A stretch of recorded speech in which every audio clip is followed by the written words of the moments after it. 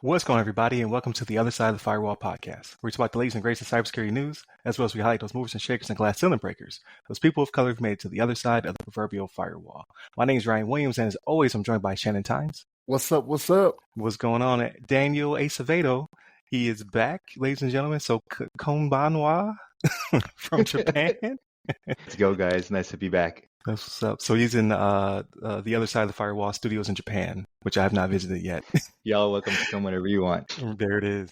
But yeah, so another great week. So definitely tune in Monday and Tuesday, our topics.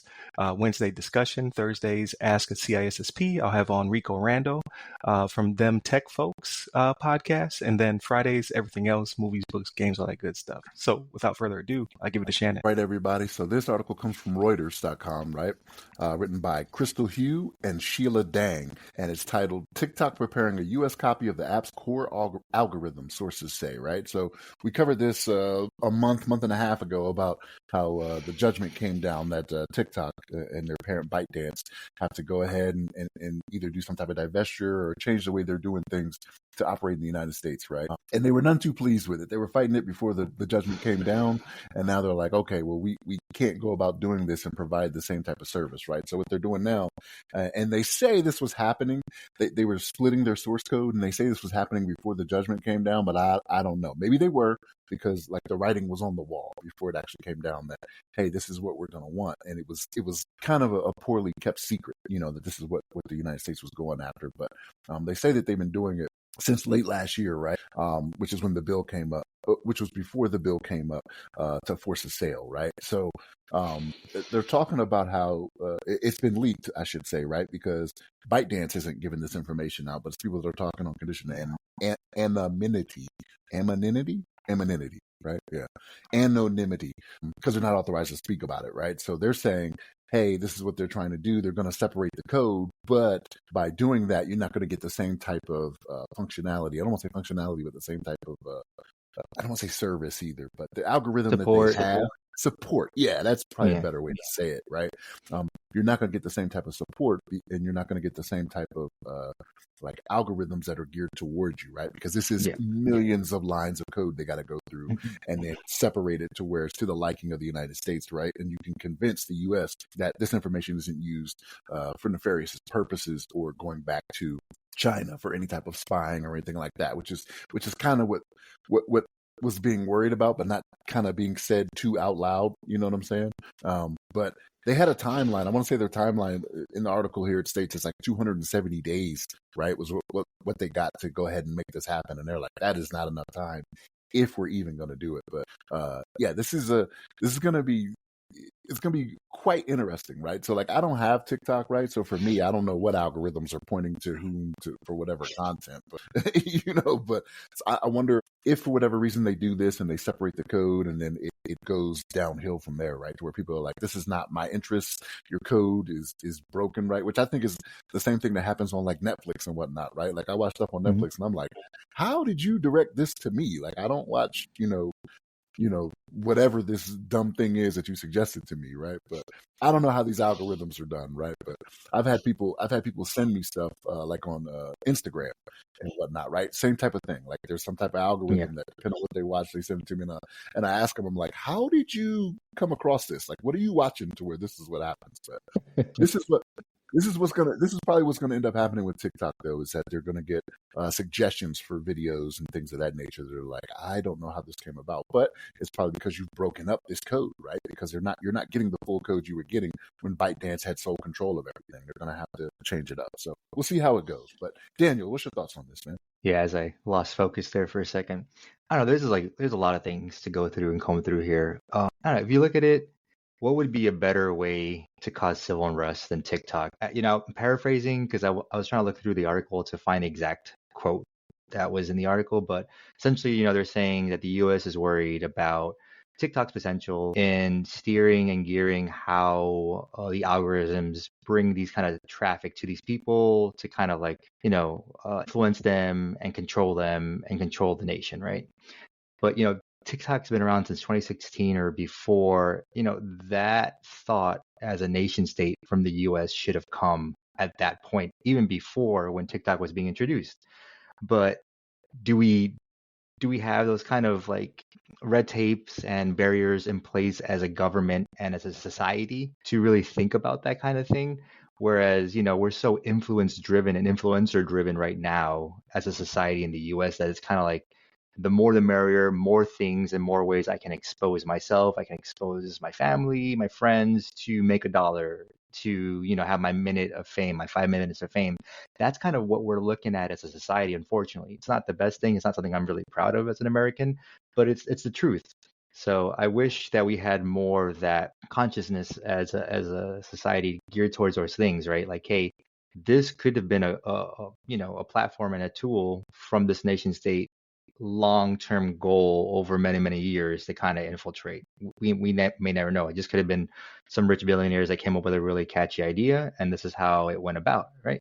But I think the U.S. now sees how mainstream it is and thinks you sees it as a tool that can be used for those goals, and is now trying to retroactively like pull back the curtain and kind of correct the navigation. I will butcher this, but if you look up how the Department of Treasury does a similar thing with allowing different students from different countries to come and study in the best schools in the US.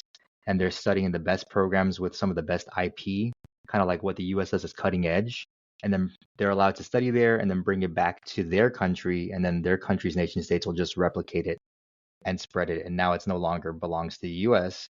The Department of Treasury or one of the departments that has to do with like funding says that they get millions and millions of dollars for these student visas, but the IC community says, hey, we're losing our IP to these different nation states because we're allowing their students to come in. And it's kind of along the same lines, right?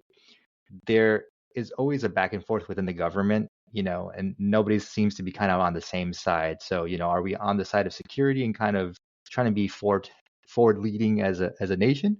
AI is the forefronter in that, which we don't know if we're going to be the main contenders in there either, or these new, forward technologies that'll come out in the next 10 years driven by AI. So what are we going to learn from TikToks of the world and these different things to kind of, better protect the US and hopefully create some harmony between the nations, right? It's getting a little frictious out there. There's a lot of wars going on. So I know that's kind of like a big roundabout way to dissect the article, but I think TikTok's a very small thing that snowballed into the very big thing, and the next TikTok that comes down after this one goes away, whether it be US driven or not, it can say a lot about what happens. I don't know. Those are my thoughts, Ryan. What do you think? Both of you bring up some really good points. I'm a little bit on the other side of the fence, right? I'm more the conspiratory side. But before I get there, make sure that you like, share, subscribe, all that good stuff. We generated a lot of content last week, so make sure you all get a chance to see it. So we did 4 episodes of the other side of the firewall, 1 episode of Ask a CISP or Ask a CISSP. I dropped 2 articles for Ask a CISSP dealing with how to build GPTs, and then our new GPTs. I built 2 of them and put them on the marketplace. So one is called Ask a CISSP, go figure, and the other one is GRC Evaluator. So definitely check out those articles. And then on top of that, I was on the inaugural, can't say it, the first, there you go, episode of the Tech Tuesdays by Brian Odes. He's from the Black Speakers Network, and we talked about GPTs and dabbled a little bit in security as well. So a lot of content. If you want to get all of it, please go to the newsletters called The Weekly Rundown. You can find it on both Medium and LinkedIn. So please subscribe to it. You'll get all of that content because it was a lot of content that was pushed out. Then please, while you're at it, subscribe. We're trying to hit 500 subscribers by the end of the month. I know it's a big ask. We're at like 403, so 97 people. I just need you to go ahead and hit that subscribe button. It doesn't cost you anything. And then we're going to try to hit 1,000 by the end of the year. But all that out of the way. So I'm like, I'm not a coder, right? I'm a computer science dropout. But that's not my forte. I didn't make it very far before I pivoted to psychology and then to cybersecurity, right? If there isn't a lot of spyware in it, why is it taking so long to replicate it? Copy, paste, then make some edits. I know it sounds too simple, right? Because there is millions of lines of code and what have you. But I'm pretty sure that there's some secret sauce in there that they don't want to give to whoever they divest the company to? And is that because it's nefarious, or is it because it's their IP? Could be both. I don't know. I'm on the other side of the fence where I think that there's a lot of stuff they have to get out before they give it to an American company, and then it gets snitched on, basically. Like, did you know they could do this? They can do that. It could be them protecting the IP, but at the end of the day, I don't use TikTok in that manner. I only push out stuff. I don't really care how they provide services to me because I'm not ingesting TikTok. I'm just putting our podcast on there to try to get some likes, try to get some subscribers. And that's probably why they hate me. And the algorithm shuts me down all the time. But yeah, I think that they're trying to get rid of code that both could be IP, but also that they're using for whatever nefarious reasons. Because it could be that it's not China spying on us. It could be that it's just TikTok spying on us. Because we already know Facebook and IG and all the other ones already do it anyway. So it could be their special flavor of spying. So that way they can gather more money, they can produce more things that appeal to you, they can sell your data, things of that nature. They might be trying to pull some of that out. But in my heart of hearts, I think it's because it's going back to the mothership, and they need to make sure that it's not shared with whomever the American company that picks it up. But that's just my 2 cents. You might be onto something there, right? Like and we talked about this when the judgment came down, and we were like, yeah, I think we all believed, yeah, that was pretty much the case, right? Because why fight it so hard, right? We talked about how, Meta is doing this, we talked about all these different companies out there, especially when it comes to social media, that are targeting you, right? Like you are the product, right? And the money is made from you and things like that. So I think you're onto something. I think you're right. But still, like, it's amazing to me. I shouldn't say amazing to me, but Daniel, the point you brought up about whether or not what it's going to do for the people, right? Like how are people going to react to this? I think that's going to be the big driver, right? So like if an American company does take it and it goes down to poop, right? Like it just drops off. Like TikTok is not what it used to be. Like what's going to happen then? Right? Like, are they going to be like, okay, well, we can't do this anymore. We're not providing the same amount, the same kind of service, level of service. What happens from there, right? So I'd be interested to see, but not firsthand, right? Because again, I don't have TikTok, right? Like it's whatever to me, you know what I mean? Like, so I don't know. But it seems like it's like almost like a boxing match, right? So it almost feels like TikTok hit first. They got ahead. They're making everybody in the U.S. zombies, right? Because if you look at the type of information that's driven by like how it's in the US versus how it's over there. There was a good 60 Minutes article about that. I don't know how true it is, but over there it's like a lot of science stuff, a lot of like, it's geared completely different. Over here it's, influence driven, like all the dancing and, it's all the crazy. Yeah. All that kind of crazy stuff. It's almost like we have this product and it's serving this purpose dually. We're making a bunch of money off of it. We're sedating the US and making them zombies. Our people are getting ahead. Now the US is like, wait a minute, this is really becoming a psychological detriment to the nation. So now you have 270 days to peel out a version of the code that's US only and has to be an American company. We're giving you an impossible task. And if TikTok goes down the toilet, then one of the US owned companies, whether it is the previous owner of Vine or any one of these other Twitter, X, or people that are here, then they'll just come up with a different flavor of Twitter that'll suffice what the people want. And then, people can go back to try to get their 5 minutes of fame and become an influencer through that means, but at least it's home driven. So right. That's kind of what I think about that too. I know you're trying to wrap it up, Ryan. I know. I see the clock. but it is our own doing though, right? Like it's not like if we would have done what they did overseas in China, like nobody would be watching it, right? Like this is what we do in America. We want to do the dances. We want to show out. We want to, turn around and pretend like we're showing something else in the background when they're just showing these new leggings or whatever it is. You know what I mean? I'm guessing, right? But I don't know. Like they did it based off what we wanted, and they gave us what we wanted, and here's what we are. Here's where we are now, right? We're like, this is not good. Yeah, that's what we asked for, though. So yeah, well, I mean that's all part of the freedom, right? Like so, the other countries that it's in, to a certain extent. So there are certain aspects like you can't drink to your certain age, you can't drive to your certain age, you can't smoke to your certain age. So we do put restrictions on our citizens as well. But over there, obviously, it's like no, you will only consume X, you will only consume Y. You put up a great firewall to keep this stuff out of here, whether that be to their benefit or to their detriment because it's controlling. It's one way or the other. But here in the States, I think the driver is intel that it's spying. I really do. Like people are saying, it's conspiracy and whatnot, but like no one agrees on anything in Congress. But they everything else they can disagree on. But they were like TikTok bad. So what did they read that we don't that we can't see? We're just like, nah, can't have this.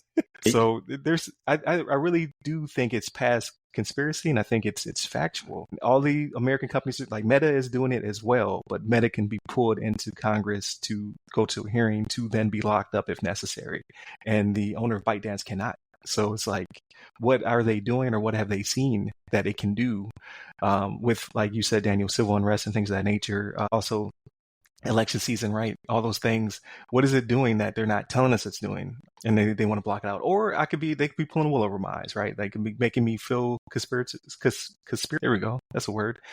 Making me a conspiracist in order to drive their agenda as well. So I could be a puppet in all of it. But at the end of the day, we just lose TikTok. So it doesn't seem that big of a deal. It is an infringement of rights to a certain extent. But at the end of the day, I really don't see its benefit, aside from some people are making some good money, but they can make that money on different platforms. I don't see why they can't just migrate to Meta and do the same thing. So I guess we'll see what the future holds. Like I for one, didn't think they would even attempt to fix it. I thought they would just fight it because this is a foot in the door for the other Western nations to say, well, the U.S. did this, so we're going to do it too. So then that would crush TikTok and its ability to make money and to spy. And then B, they thought they were going to call the U.S.'s bluff, and it wouldn't be passed to begin with, and it was. So, we'll see what the future holds. They have 200 and some odd days to make it happen, because that was like a month ago, if not a little bit longer. If they want the money, they'll make it happen. If they don't want the money, it will then go away, like, because they're using it for a different reason. So that's just my thought behind it. So we'll see if they can make it pull through at the 11th hour.